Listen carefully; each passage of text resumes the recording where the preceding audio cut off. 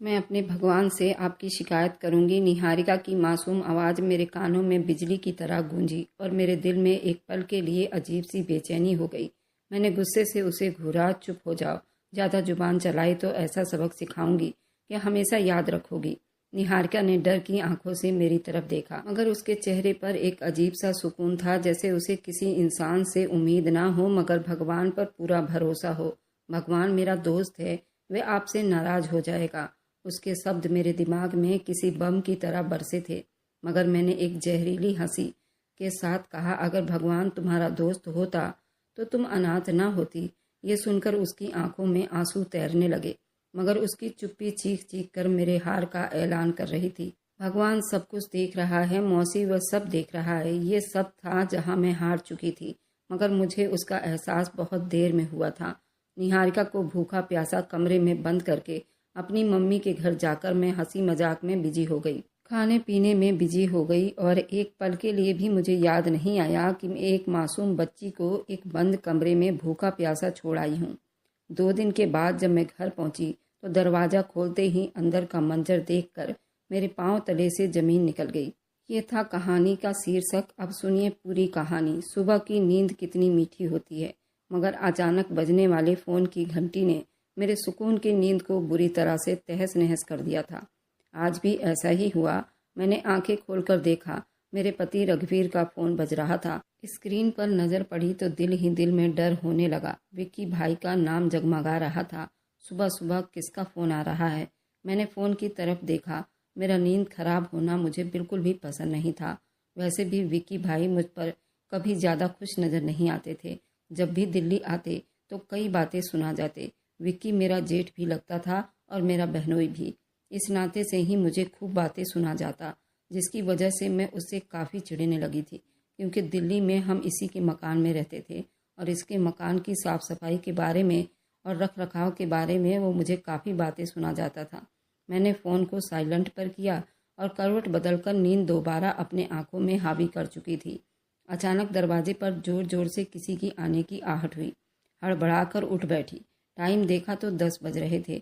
दरवाज़ा खोला तो सामने रघुवीर को देखकर दिल दहल गया। उनके चेहरे पर गम, आंखों में गुस्सा था। तुम्हारा फ़ोन क्यों नहीं लग रहा? कब से कॉल कर रही हूँ। रघुवीर का शब्द शक भरा था और उनके चेहरे पर बेचैनी के असर दिखाई दे रहे थे। क्या हुआ? मैंने हिचकिचाते हुए पूछा। जल्दी तैयारी करो, हमें जल्दी यहाँ से लखनऊ के लिए निकलना है। विक्की का एक्सीडेंट हो गया है और भाभी भी जख्मी हैं। उनके पड़ोसी का फ़ोन आया था। ये सुनकर मेरे कदमों तले से ज़मीन निकल गई। मेरे जिस्म में कपकपी सवार हो गई थी। एक पल के लिए जैसे दिल बैठ गया। मैंने होठों पर जुबान फेरी, मगर वह इतने सूख चुके थे कि हल्क से आवाज़ तक नहीं निकल रही थी। रघुवीर ने कुछ कहने के बजाय जल्दी से गाड़ी की चाबी उठाई और बाहर निकल गए। मैं तेज़ी से लखनऊ जाने की तैयारी करने लगी, मगर दिल में एक डर था, अगर विक्की भाई होश में आ गए और उन्होंने रघुवीर से मेरी शिकायत कर दी कि मैंने उनकी कॉल नहीं उठाई तो रघुवीर को मालूम हुआ तो वो क्या कहेंगे। ये सोचते ही मेरा दिल बेचैनी से धड़कने लगा। मैंने जल्दी से अपने कपड़े बदले, एक छोटा सा बैग लिया और रघुवीर के साथ गाड़ी में बैठ गई। रघुवीर की आंखों में फिक्र थी और कुछ देर के बाद फ़ोन की तरफ देख रहे थे, जैसे किसी और बुरी खबर के इंतजार में हो। मैं चुप से बैठी रही, मगर अंदर ही अंदर दिमाग में हलचल मची हुई थी। गाड़ी अभी रास्ते में ही था। अचानक रघुवीर की फ़ोन की घंटी बजी। वे चौंक कर फ़ोन की तरफ लपके और जल्दी से कॉल रिसीव की। हेलो। रघुवीर की गंभीर आवाज़ सुनकर मैंने भी कान लगाए। यहाँ फ़ोन पर जो कुछ भी कहा जा रहा था वो मैं नहीं सुन सकती थी, मगर रघुवीर का चेहरा पल भर में सफ़ेद पड़ गया। उनके हाथ पाँव कांपने लगे। आंखों में एक डर सा समा गया, जैसे किसी ने उनके दिल पर चाकू घोंप दिया हो। ये क्या हो रहा है? रघुवीर की आवाज़ टूटने लगी। ये कैसे हो सकता है? अचानक उन्होंने गाड़ी एक झटके से रोकी और दोनों हाथों से अपने चेहरे को थाम कर बेकाबू होकर रोने लगे। रघुवीर, क्या हुआ? मैंने घबराकर पूछा, मगर दिल पहले ही किसी बुरी खबर के लिए तैयार हो चुका था। रघुवीर ने सर उठाया। उनकी आंखों में आंसुओं का समंदर था। उनके होंठ कांप रहे थे और शब्द नहीं निकल रहे थे। बड़ी मुश्किल से उन्होंने एक शब्द कहा, विक्की। विक्की और भाभी नहीं रही, अमृता। ये सुनते ही मेरे जिस्म से जान निकल गई। क्या? मेरी अपनी आवाज़ भी कांप रही थी। हमारा विक्की और भाभी हमें छोड़कर चले गए। रघुवीर ने फटी फटी नज़रों से मुझे देखा, जैसे खुद भी उस हकीकत पर यकीन नहीं कर पा रहे हों। वह सुन्न हो गए थे। वह आदमी जिसकी मैं कॉल नज़रअंदाज कर रही थी, जो शायद मुझे कुछ कहना चाहता था, वह अब इस दुनिया में नहीं रहा। मेरी आंखों के आगे अंधेरा छाने लगा, दिल तेजी से धड़कने लगा, सांस लेने में परेशानी होने लगी। रघुवीर ने गाड़ी दोबारा स्टार्ट की, मगर उनके हाथ कांप रहे थे। वे आंखों से आंसू पोंछते रहे, मगर आंसू थे कि रुकने का नाम नहीं ले रहे थे। मैंने उनसे कुछ कहने की कोशिश की, मगर मेरी अपनी जुबान जैसे पत्थर की हो गई थी। अस्पताल पहुंचने तक हर शब्द भारी लग रहा था। जैसे ही हम अंदर दाखिल हुए, वहाँ एक मातम का माहौल था। हर तरफ रिश्तेदार, जानने वाले अफसोस में डूबे हुए थे। सामने सफ़ेद चादर में दोनों का शरीर लिपटा हुआ एक जिस्म था। रघुवीर बेधड़क आगे बढ़ा। उनके कदम कांप रहे थे। उन्होंने कांपते हुए हाथों से चादर हटाई। जैसे ही अपने भाई और भाभी का चेहरा देखा, वह बिल्कुल सफ़ेद पड़ गया था। विक्की, तुमने हमें छोड़ दिया। वे चीख पड़े और अपने भाई के सीने से लगकर रोने लगे। मैंने आंखें बंद कर ली। दिल में एक ही ख्याल घूम रहा था, काश मैं वह कॉल उठा लेती। विक्की भाई और भाभी के अचानक मौत ने सबको हिलाकर रख दिया था। इस हादसे ने न सिर्फ हमारी ज़िंदगी में एक दुख पैदा कर दिया था, बल्कि एक बहुत बड़ी जिम्मेदारी भी हमारे सर पर डाल दी थी। विक्की भाई की मासूम बेटी निहारिका, वो बच्ची जो अभी ठीक से बोल भी नहीं सकती थी, अब अनाथ हो चुकी थी। उस दिन जब अंतिम संस्कार हो चुका था, रघुवीर ने निहारिका को सीने से लगाए बच्चों की तरह रोने लगा। मैंने हैरानी से उन्हें देखा। मेरे पति कभी इतनी जज्बाती नहीं होते थे। वे सख्त मिजाज के थे। वे तो ऐसे इंसान थे जो हमेशा जज्बात से ज़्यादा अकल पर ध्यान देते थे, मगर आज उनकी आंखों से आंसू बह रहे थे। ये मेरे भाई की आखिरी निशानी है। मैं उसे खुद से दूर नहीं कर सकता। रघुवीर ने जब ये शब्द कहे तो मुझे अपने कानों पर भरोसा नहीं हुआ। बच्ची के नाना नानी इस हादसे की खबर सुनकर जल्दी पहुंचे थे। रघुवीर से रिक्वेस्ट कर रहे थे, वह निहारिका को उन्हें दे दे। ये हमारी नवासी है, हम उसकी परवरिश करेंगे। हम उसे अपनी बेटी की निशानी समझकर पाल लेंगे। उसे माँ की कमी महसूस नहीं होने देंगे। निहारिका के नाना नानी ने नम आंखों से कहा, लेकिन रघुवीर ने सख्ती से मना कर दिया। नहीं, ये मेरा फर्ज है, ये मेरा हक है। मैं अपने भाई की आखिरी निशानी को कहीं नहीं जाने दूंगा। वो मेरे साथ रहेगी। ये सुनकर मेरे अंदर गुस्से की एक लहर दौड़ गई। मैंने एक गहरी सांस ली और रघुवीर की तरफ देखा, मगर वो मुझसे नजरें चुरा रहे थे। मैं समझ नहीं पा रही थी ये कौन सा नया ड्रामा हो रहा था। रघुवीर हमेशा से अपनी आज़ादी पसंद करते थे। वे खुद अपने आप में रहने वाले इंसान थे, बच्चों के झंझट में पड़ने वाले नहीं थे। फिर एक अचानक जिम्मेदारी का एहसास कहाँ से जाग गया था। मैंने चुप्पी साध ली, मगर मेरे अंदर एक तूफान उठ रहा था। कुछ दिन के बाद हम लखनऊ से वापस दिल्ली आ गए थे, मगर ये वापसी पहले जैसा बिल्कुल भी नहीं था। हमारे साथ एक नन्ही सी बच्ची थी जो चुप नज़रों से हर चीज़ को देख रही थी। उसके मासूम चेहरे पर गहरी उदासी थी। मैंने कई बार महसूस किया कि वे दरवाजे की तरफ देखती रहती, जैसे उसे लगता कि उसके माँ बाप अभी वापस आ जाएंगे। रघुवीर ने निहारिका के लिए एक अलग कमरा सेट करवाया, जो मेरे लिए और ज़्यादा हैरानी में डाल रहा था। बच्चे के कपड़े, खिलौने, ज़रूरी सामान खरीद कर ले आए। ये सब कुछ मुझे बर्दाश्त करना बड़ा मुश्किल था। एक रात जब मैं कमरे में बैठी कुछ सोच रही थी, रघुवीर मेरे पास आकर बैठ गए। अमृता, मैं जानता हूँ कि तुम इस सब में खुश नहीं हो, मगर मेरा फ़र्ज है। विक्की ने मुझ पर हमेशा भरोसा किया था। देखो ना, हम विक्की के मकान में ही तो रह रहे हैं, तो ये तो हमारा कर्तव्य है कि हम इस बच्ची को अपने से ज़्यादा देखभाल करें। मेरा भाई विक्की जानता था मैं कभी उसे धोखा नहीं दूंगा। अब जब वह नहीं रहा तो क्या मैं उसकी बेटी को पराया कर दूं? रघुवीर की आवाज़ में दर्द था। रघुवीर, हमने कभी नहीं सोचा था हम किसी बच्चे की जिम्मेदारी उठाएंगे। हमारी अपनी ज़िंदगी है, हमारा अपना सुकून है। तुम अच्छी तरह जानते हो मैंने कभी ये सब पसंद नहीं किया। मैंने धीरे से कहा। रघुवीर ने मेरी तरफ देखा, मगर कुछ नहीं कहा। उनकी चुप्पी मुझे और ज़्यादा गुस्सा दिला रही थी। अगले कुछ हफ्ते मेरे लिए किसी नर्क से कम नहीं थे। निहारिका को नए माहौल में एडजस्ट करना बड़ा मुश्किल हो रहा था। वह ज़्यादातर चुप रहती थी, कभी कभी रातों को जाग जाती और रोती रहती। रघुवीर हर मुमकिन कोशिश करते वह खुश रहे। एक दिन जब रघुवीर दफ्तर गए हुए थे, निहारिका अचानक मेरी तरफ दौड़ी और मेरे पास आकर खड़ी हो गई। उसके आंख आंसुओं से भरे हुए थे। मम्मी, ये सुनकर मेरे दिल को जैसे झटका सा लगा। निहारिका बेटा, मैं तुम्हारी मम्मी नहीं हूँ, मैंने सख्त शब्दों में कहा और पीछे हट गई। वो मुझे हैरानी से देखने लगी। उसकी मासूम आंखों में एक चमक थी। एक दिन मुझे एहसास हुआ शायद मैं अपने अंदर वे मोहब्बत का जज्बा नहीं रखती थी जो एक माँ के अंदर होता है। मुझे लगता था ये सब कुछ मेरे लिए बोझ है और मैं उस बोझ को नहीं उठा सकती। रघुवीर का यह व्यवहार अब मेरे साथ काफ़ी बदल चुका था और वो मुझसे कम बात करते, ज़्यादा टाइम निहारिका के साथ बिताते। मैंने कई बार उन्हें देखते हुए सोचा, आखिर उनके अंदर ये बदलाव कैसे आ गया। वे सच में अपने भाई के मोहब्बत में इतना बदल चुके थे या फिर उसके पीछे कोई और वजह थी। मुझे उनके उस व्यवहार पर बहुत एतराज़ हुआ था, मगर मैंने उसे अपने हद तक रखा। एक रात जब मैंने रघुवीर के फ़ोन में एक मैसेज देखा, मेरे दिल की धड़कनें रुक गई। रघुवीर बेटा, मैं जानती हूँ कि आप निहारिका के लिए सब कुछ कर रहे हैं, मगर क्या आपको याद है कि विकी ने आपसे क्या कहा था? क्या आप वह बात भूल गए? मैसेज पढ़कर मेरे दिमाग में सवालों की दुनिया आबाद हो गई। कौन सी बात विक्की ने मरने से पहले आपको बताने की कोशिश की थी? कौन सी बात? रघुवीर ने जल्दी मैसेज डिलीट कर दी, मगर मेरे देखने के लिए कुछ पल ही काफ़ी थे। विक्की भाई क्या कहना चाहते थे? रघुवीर क्या छुपा रहे थे? मेरे दिल में शक बढ़ने लगे थे और अब मुझे लग रहा था कि निहारिका की कहानी के पीछे कोई और राज छुपी हुई है। विक्की भाई की मृत्यु को कुछ दिन हो चुके थे और हम वापस दिल्ली आए थे। निहारिका हमारे साथ रह रही थी, लेकिन मेरे दिल में उसके लिए ना मोहब्बत थी, ना कोई हमदर्दी।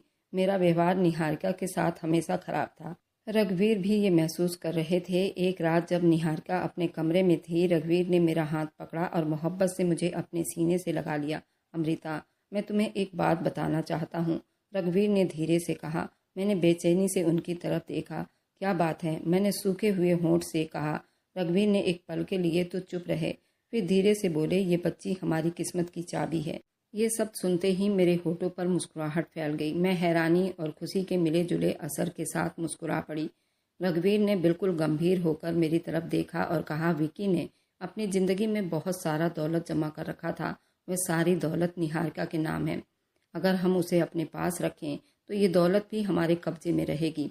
हम चाहे तो उसे अपनी मर्जी से इस्तेमाल कर सकते हैं, मगर उसके लिए ज़रूरी है कि हम निहारिका पर पूरा ध्यान दें और हमेशा हम उसको अपने साथ रखें। ये सुनते ही मेरे दिल में खुशी की एक लहर दौड़ गई थी।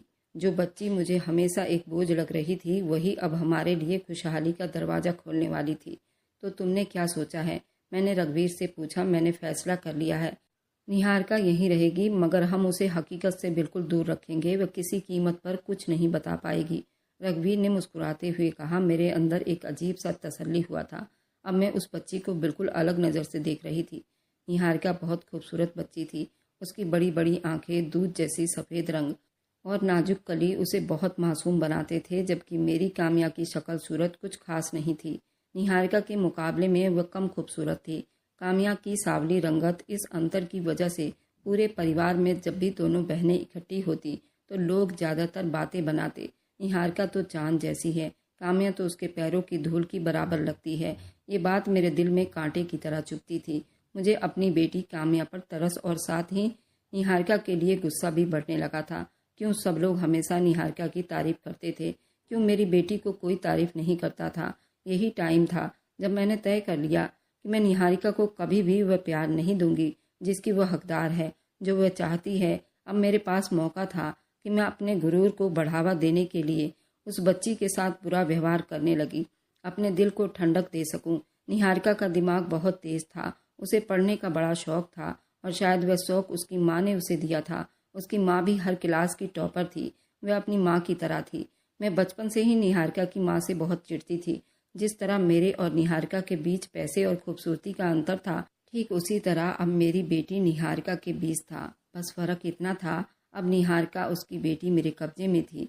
मैं अपने बचपन की भड़ास को उसकी बेटी पर निकालना चाहती थी। वे अक्सर हसरत भरी नज़रों से मेरे बच्चों को देखती रहती थी, जो एक महंगे इंटरनेशनल स्कूल में पढ़ा करते थे। एक दिन उसने हिम्मत की और रघुवीर से कह दिया, मौसा जी, मेरी मम्मी कहती थी कि पढ़ना लिखना बहुत ज़रूरी होता है।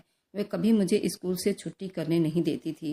प्लीज़ मुझे दोबारा किसी स्कूल में डलवा दो। रघुवीर ने उसे टालने की कोशिश की। बेटा, अभी हमारी समस्या थोड़ी मुश्किलों में है, देखते हैं जल्दी ही कुछ इंतजाम कर लेते हैं। निहारिका चुप हो गई, मगर उसकी आंखों में उम्मीद थी। मुझे ये सब देखकर बड़ा सुकून मिलता। मैं नहीं चाहती वो मेरे बच्चों के बराबर खड़ी भी हो, लेकिन समस्या ये थी कि अगर हम निहारिका का स्कूल में एडमिशन नहीं करवाते तो रिश्तेदार और पड़ोसी सवाल उठाते, खास तौर पर परिवार वाले जो पहले ही निहारिका के लिए हमदर्दी दिखा रहे थे। हमें कुछ ऐसा करना था, सबकी जुबान भी बंद हो जाए और निहारिका की उम्मीद भी टूट जाए। हमने आपस में राय मशवरा करके उसका एक सरकारी स्कूल में एडमिशन दिलवा दिया, ताकि कल को कोई रिश्तेदार हम पर उंगली ना उठाए। लोगों को दिखाने के लिए बस यही काफ़ी है। हमने उसे स्कूल भेज दिया, अब हमें फिक्र करने की ज़रूरत नहीं। रघुवीर ने मेरी तरफ देखते हुए कहा, वैसे भी सरकारी स्कूल में कौन सा बड़ा भविष्य बनता है, वहाँ पढ़ेगी और छोटी मोटी नौकरी कर लेगी। मैं रघुवीर की बात सुनकर थोड़ी तसल्ली में हो गई। निहारिका को जब मालूम हुआ कि उसे स्कूल भेजा जा रहा है तो उसकी खुशी का ठिकाना नहीं रहा। मौसा जी मेरी मम्मी होती तो बहुत खुश हो जाती। वह चहक रही थी। मैंने मुस्कुराहट छुपाते हुए उसे नए जूते दिला दिए।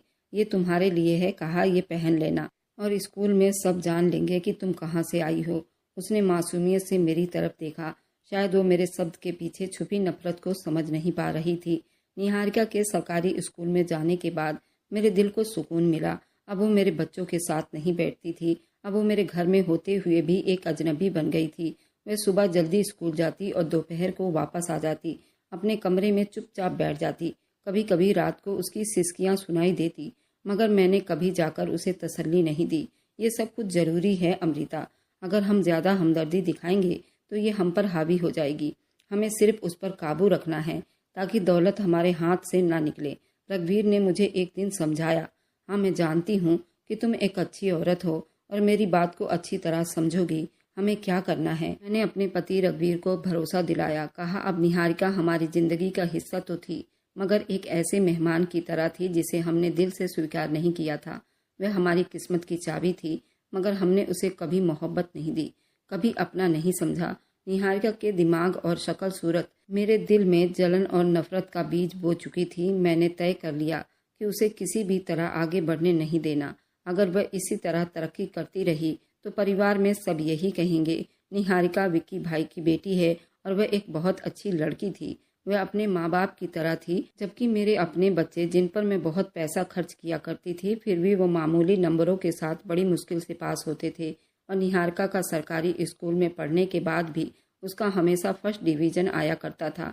ये मुझे बिल्कुल भी बर्दाश्त नहीं हो रहा था। इस जलन की वजह से सबसे पहले मैंने उसे घरेलू कामों में उलझाना शुरू कर दिया। वह सुबह स्कूल से जाती तो मैं उसे सांस लेने की फुर्सत ना देती, उसे घर के कामों में लगा देती। निहारिका बर्तन धो लो, निहारिका कपड़े प्रेस कर लो, निहारिका किचन का काम कर लो। मैं उसे इतना ज़्यादा काम बता देती कि वह थकन से चूर हो जाती और इस सब के बाद उसे स्कूल का काम करने की फुर्सत ही ना मिलती। फिर जब वो मुश्किल से होमवर्क करने बैठ जाती तो मैं कोई ना कोई बहाना बनाकर उसकी किताबें छीन लेती। ये क्या है, अब तुम स्कूल के काम में इतनी मेहनत करोगी, तुम्हारी माँ ने तुम्हें बहुत बिगाड़ दिया था। मैं उस पर गुस्सा करती, कभी कभी होमवर्क के पन्ने भी फाड़ देती। निहारिका के आंखों में आंसू आ जाते, मगर वह कुछ ना कहती। वह बहुत सब्र करने वाली बच्ची थी। उसने कभी मुझसे बहस नहीं किया, कभी अपने हक के लिए आवाज़ नहीं उठाया।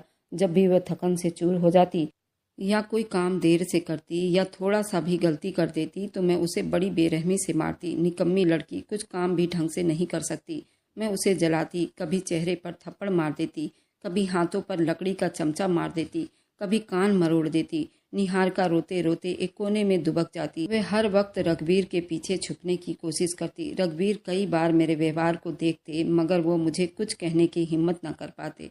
शायद वे जानते थे अगर उन्होंने निहारिका के पक्ष लिया तो मैं घर में और ज़्यादा हंगामा खड़ा कर दूंगी।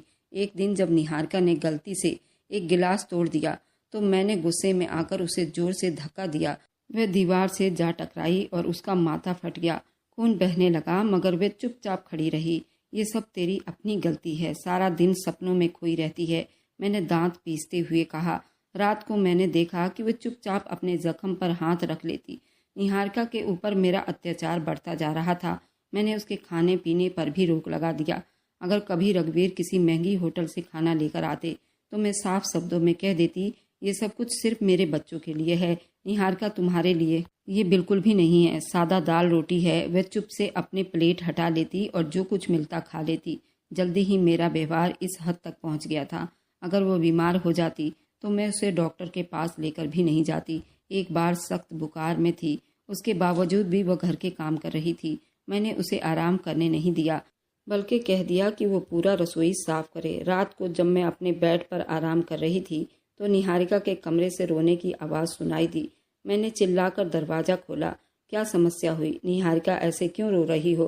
वो मेरी डर की वजह से कोने में दुबक गई थी। उसका बदन कांप रहा था। वह सर पर हाथ रखे बैठी थी। मेरा सर बहुत दर्द कर रहा है मौसी। वह बड़ी मुश्किल से बोल पा रही थी। चुपचाप सो जाओ, सुबह स्कूल भी जाना है। मैंने बड़ी जोर से डांटा और दरवाज़ा बंद कर लिया। रघुवीर पास ही लेटे थे। उन्होंने एक नज़र मेरी तरफ देखा मगर कुछ नहीं कहा। अगली सुबह निहारिका की हालत और ज़्यादा खराब हो चुकी थी, मगर मैंने उसे ज़बरदस्ती स्कूल भेज दिया। रघुवीर हर चीज़ देख रहे थे मगर वह चुप थे। वह शायद जानते थे अगर वो मेरे खिलाफ कुछ कहेंगे तो मैं एक तूफान खड़ा कर दूंगी। अमृता, शायद तुम निहारिका के साथ कुछ ज़्यादा ही बुरा व्यवहार कर रही हो। एक दिन उन्होंने हिचकिचाते हुए कहा, अब तुम्हें उसका ख्याल आ रहा है? जब यह हमारे बच्चों से ज़्यादा अक्लमंद बन रही थी तब तुम्हें कुछ महसूस नहीं हुआ? मैंने गुस्से वाले अंदाज में कहा। रघुवीर ने कोई जवाब नहीं दिया। वो मेरी आदत को अच्छी तरह समझते थे और ज़्यादा बहस में नहीं पड़ना चाहते थे। उन सारे अत्याचार के बावजूद निहारिका की उम्मीद अभी भी जिंदा थी। एक दिन जब रघुवीर शाम को घर आए तो निहारिका दौड़ती हुई उनके पास गई और बोली, मौसा जी, क्या मैं भी अपनी क्लास की बाकी लड़कियों की तरह नए कपड़े ले सकती हूँ? मेरी यूनिफॉर्म बहुत पुरानी हो चुकी है। रघुवीर कुछ बोलने ही वाले थे कि मैंने जल्दी से मना कर दिया। नए कपड़ों की ज़रूरत नहीं, पुराने काफ़ी हैं और ज़्यादा नखरे ना दिखाओ। निहारिका की आंखें आंसुओं से भीग गई थी। उस दिन मैंने उसके चेहरे पर पहली बार हार मानी हुई देखी थी, जैसे वह समझ चुकी हो वह कभी भी हमारे दिल में जगह नहीं बना पाएगी। मैंने दिल ही दिल में सोचा, यही मैं चाहती थी, ये जान ले कि हमारे साथ रह सकती है मगर हमारे जैसे कभी नहीं बन सकती। निहारिका की ये बेबसी ज़्यादा दिन तक नहीं रहने वाले थे। किस्मत के खेल निराले होते हैं और शायद किस्मत ने मेरे लिए कुछ ऐसा सोच रखा था जिसका मैंने कभी सपने में भी नहीं सोचा था। जब से निहारिका हमारे घर आई थी, जैसे किस्मत ने हम पर मेहरबानी शुरू कर दी थी। मैंने कभी नहीं सोचा था उस बच्ची के बदौलत हमें इतना फ़ायदा होगा। विकी भाई की सारी प्रॉपर्टी और बिजनेस काफ़ी मजबूत था। उसके करीबी बिजनेस पार्टनर हमें हर महीने एक अच्छी खासी रकम भिजवा दिया करते थे, क्योंकि उन लोगों को पता था कि उनकी एक बच्ची है जिसकी परवरिश हमारे ऊपर है। लेकिन मैं और रघुवीर उसे अपने फ़ायदे के लिए इस्तेमाल करने लगे। रघुवीर ने अपने बिजनेस में उन पैसों को लगा दिया, जबकि मैंने अपने बच्चों की अय्यासियों में कोई कमी नहीं आने दी। निहारिका के पैसों पर दिन रात अय्यासियाँ कर रहे थे। वह बेचारी उस हकीकत से बेखबर थी। निहारिका दिन रात घर के कामों में पड़ी रहती, ना अच्छे कपड़े और ना सुकून, ना किसी से बात करने की परमिशन। लेकिन उस बच्ची में एक अजीब सी ताकत थी। वह हर अत्याचार सहकर जिंदा थी। एक दिन मैं किसी जरूरी काम से घर से बाहर गई हुई थी। रघुवीर दफ्तर में थे। निहारिका हमेशा की तरह घर के कामों में लगी हुई थी। इस बीच दरवाजे पर किसी की आने की आहट हुई। हमारी पड़ोसन सोनिया घर आ गई। कौन है? निहारिका ने दरवाज़ा खोलते हुए पूछा। अरे बेटा, मैं सोनिया, तुम्हारी मौसी नहीं है क्या? पड़ोसन ने मुस्कुराकर कहा। निहारिका ने सर झुकाकर जवाब दिया, जी वो घर पर नहीं है। सोनिया ने हैरानी से निहारिका को सर से पैर तक देखा। वो पसीने में नहा चुकी थी और फटे पुराने कपड़े पहने हुए थी और हाथों में साबुन की झाग लगाए खड़ी थी। ये क्या हाल बनाया हुआ है अमृता ने? सोनिया ने बड़ी हैरानी से पूछा। मैं बस कपड़े धो रही थी। मौसी कहती हैं कि काम करना चाहिए। काम करने वाले बच्चों को भगवान पसंद करता है, निहारिका ने मासूमियत से जवाब दिया। ये सुनकर सोनिया के माथे पर बल पड़ गए। मगर बेटा, तुम्हारे मौसा मौसी तो बहुत ऐशो आराम में रह रहे हैं। क्या उन्हें घर के कामों के लिए तुम्हें रखा है? नौकर नहीं है क्या?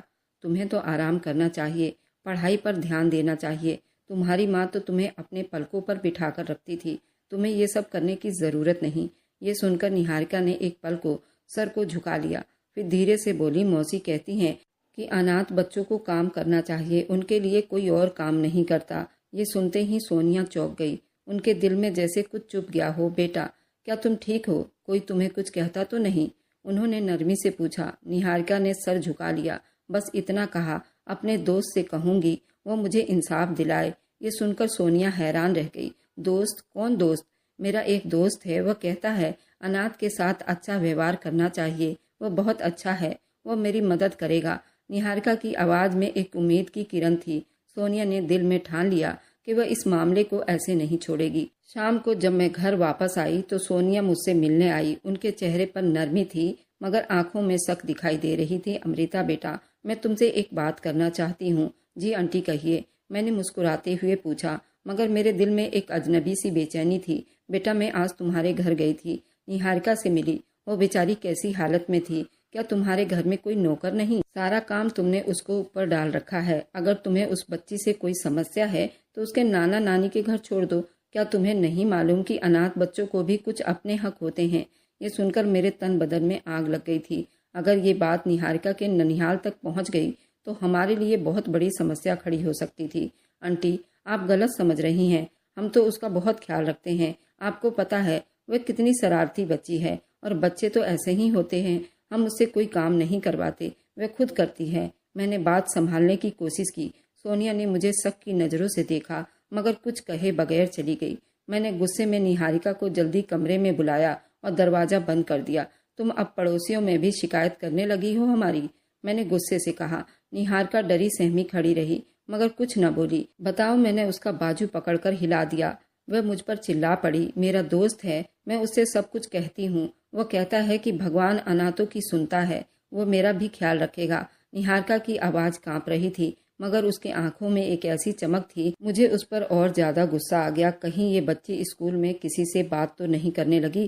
कहीं ये किसी को हमारे व्यवहार के बारे में सब कुछ बता तो नहीं रही? ये सब बातें भूल जाओ, समझी? मैंने उसके चेहरे पर जोरदार थप्पड़ मारा। वह रोते रोते जमीन पर बैठ गई, मगर कुछ न बोली। मुझे सोनिया की बातों से बहुत डर लग रहा था, इसलिए मैंने उसे खूब मारा। फिर गुस्से में आकर उसे कमरे में बंद कर दिया। अब इसी में भूखी प्यासी रहो, ताकि तुम्हारी अकल ठिकाने आ जाए। किसी से फालतू बातें ना करो। मैं दरवाज़ा जोर से बंद किया। निहारिका अंदर रोती रही, मगर मैंने एक पल भी उसकी आवाज़ न सुनी। फिर मैंने फैसला किया कि 2 दिन के लिए मैं अपने घर चली जा रही हूँ। इसे पता चलेगा कि इसने क्या किया है। मैं अपनी माँ के घर चली गई, ताकि निहारिका को अपनी गलती का एहसास हो और वे दोबारा किसी से अपनी शिकायत ना करे। लेकिन मैं ये नहीं जानती थी, किस्मत निहारिका के लिए कुछ और फैसला कर चुकी थी। बारिश जोर जोर से बरस रही थी। आसमान से जैसे पानी के साथ साथ काल भी बरस रहा था। मैं बड़ी मुश्किलों से माँ के घर पहुंची थी और वहां जाकर अपने बहन भाइयों में बिजी हो गई। हम सब काफ़ी देर तक हंसी मजाक करते रहे, अलग अलग बातों में लगे रहे। मैंने एक पल के लिए भी ये नहीं सोचा, एक मासूम बच्ची को अपने घर में भूखा प्यासा बंद कर रखा है। बारिश रात भर होती रही और फिर वापस घर ना गई। रघुवीर ने भी फोन पर कह दिया कि मौसम बहुत खराब है, वह भी घर नहीं जा सकेंगे। इस बात पर मैंने सुकून का सांस लिया। चलो एक रात और आराम से बीत जाएगा। लेकिन अगली सुबह माँ के घर ऐसा हादसा हुआ कि मेरे कदमों के नीचे से जमीन निकल गई। मेरा इकलौता बेटा नुकुल अपनी कजन के साथ छत पर खेल रहा था। मौसम बहुत खराब था और बच्चों को बारिश के बाद ठंडी हवा में खेलना बहुत अच्छा लग रहा था। मैं भी किचन में माँ के साथ बैठी बातें कर रही थी। अचानक घर में शोर मच गया। नुकुल गिर गया। बच्चों की चीख सुनकर मेरे हाथ से पानी का गिलास भी छूट गया। मैं भागती हुई बाहर निकली तो देखा नुकुल जमीन पर उल्टा पड़ा था। उसके आसपास सब लोग जमा थे। कोई उसे उठाने की कोशिश कर रहा था, कोई पानी के छींटे मार रहा था, मगर वह बेहोश पड़ा था। नुकुल, मेरी जान, आंखें खोलो। मैं उसके चेहरे को अपने हाथों में थाम कर, वह बिल्कुल बेजान सा हो गया था। जल्दी उसे अस्पताल ले जाया गया। रघुवीर ने चीखते हुए कहा, क्या हुआ अमृता? रघुवीर सीधा अस्पताल पहुंचा। रास्ते में मेरे आंसू रुकने का नाम नहीं ले रहे थे। मैं बार बार भगवान से प्रार्थना कर रही थी, मेरा बेटा ठीक हो जाएगा। भगवान, मेरा बच्चा ठीक हो जाए। भगवान, तू मेरे बच्चे पर अपनी कृपा बनाए रखना। मैं बहुत ज्यादा घबरा रही थी। मैं सारा सुध बुध खो बैठी थी। मेरे दिल में अजीब सा डर भी पल रहा था। अस्पताल पहुंचते ही डॉक्टरों ने नुकुल को इमरजेंसी वार्ड में दाखिल कर लिया था। हम सब बाहर खड़े बेचैनी से इंतजार कर रहे थे। मेरा दिल जोर जोर से धड़क रहा था, कांप रहा था। आंखों में आंसुओं के सैलाब थे। कुछ देर के बाद डॉक्टर बाहर आया। उसने कहा कि सॉरी, हम बच्चे को नहीं बचा पाए। सर में चोट की वजह से उसके सर की नस फट गई और अंदर अंदर उसके सर में काफी ब्लीडिंग हो गई है, जिसकी वजह से उसकी मौत हो गई है। मेरे नुकुल को बाहर से कोई चोट नहीं आई थी। ऐसा लग रहा था वह अभी उठकर बैठ जाएगा। डॉक्टर की बात सुनकर डॉक्टर पर मुझे यकीन नहीं आया। मैं चीख रही थी, चिल्ला रही थी, पागलों जैसी हरकतें कर रही थी। ये तो हकीकत था। जो मैंने किया था वही मेरे आगे आ रहा था। मैं वहाँ 2 दिन से आकर बैठी हुई थी। मेरे चाची को मुझ पर शक हो गया था। मेरी चाची ने मेरी बेटी काम्या निहारिका के बारे में पूछा था। मेरी बेटी काम्या बच्ची थी, उसने सच बता दिया। निहारिका अकेली घर पर है। उन लोगों को ये बात हजम नहीं हुई। वह सीधा मेरे घर पहुंचे। जब वो मेरे घर के पास पहुंचे और अपनी नवासी की सिसकियां सुनी तो उनका कलेजा मुंह को आ गया। उन्होंने तुरंत 100 नंबर पर कॉल किया। पुलिस की टीम वहां पहुंची और निहारिका को उस कैद से बाहर निकाला। जबकि हमारे पड़ोसन सोनिया भी उन लोगों को काफी सपोर्ट दे रही थी। उसने 1 महीने पहले भी उसकी इतनी बुरी दुर्दशा देखी थी। उसने मुझसे बात भी किया था मुझे कुछ भी खबर नहीं था कि क्या कुछ मेरे साथ चल रहा है। मैं अपने बेटे के गम में बेजान बैठी थी और निहारिका के बारे में मुझे कुछ भी खबर नहीं थी। मैं तो अपने ही गम में मरी जा रही थी। रघुवीर भी बहुत परेशान थे, वह भी रो रहे थे। तभी दरवाजे के बाहर पुलिस की सायरन से हम सभी चौंक उठे। पुलिस ने जो कुछ बताया, मेरे पैरों तले से जमीन निकल गई। तब मुझे निहारिका का होश आया कि मैंने क्या कर दिया। शायद भगवान ने मेरे बेटे को मेरे कर्मों की सजा से मुझसे दूर कर दिया। पुलिस ने मुझे और रघुवीर को हिरासत में ले लिया। हम दोनों तो अपने बेटे के गम में पहले ही बेबस थे। हम दोनों ने अपना जुर्म स्वीकार कर लिया और जेल के सलाखों के पीछे चले गए। निहारिका के नाना नानी ने हम पर बाल शोषण का इल्जाम लगाया और इल्जाम हमने स्वीकार भी किया, क्योंकि हम निहारिका के गुनहगार थे, क्योंकि हमने उसको दौलत के लालच में आकर उस पर कुछ ज़्यादा ही अत्याचार कर दिया था। निहारिका के नाना नानी ने हम दोनों के लिए फांसी की सज़ा मांगी थी। इस तरह उन्होंने कई केस हमारे ऊपर लिखवाए थे और हम दोनों को उम्र कैद की सज़ा मिली थी। अब निहारिका अपने नाना नानी के साथ रह रही है और बड़ी खुशहाल जिंदगी बिता रही है और आज मेरे बच्चे अनाथ हो गए हैं। मैंने निहारिका के साथ जुल्म किया और भगवान ने मेरे बच्चों की खुशियाँ मुझसे छीन ली। मैंने एक मासूम बच्चे पर जुल्म किया और आज मैं खुद भगवान से अपने बच्चों के लिए भीख मांग रही थी। मेरे हाथ कांप रहे थे। मुझे महसूस हो रहा था कि दुनिया की हर चीज़ मेरे हाथों से निकल रही है और भगवान का फैसला हमेशा इंसाफ पर बनी होती है। मेरे अंदर एक लालच आ गया था। मेरी शादी मेरी बहन ने ही करवाई थी।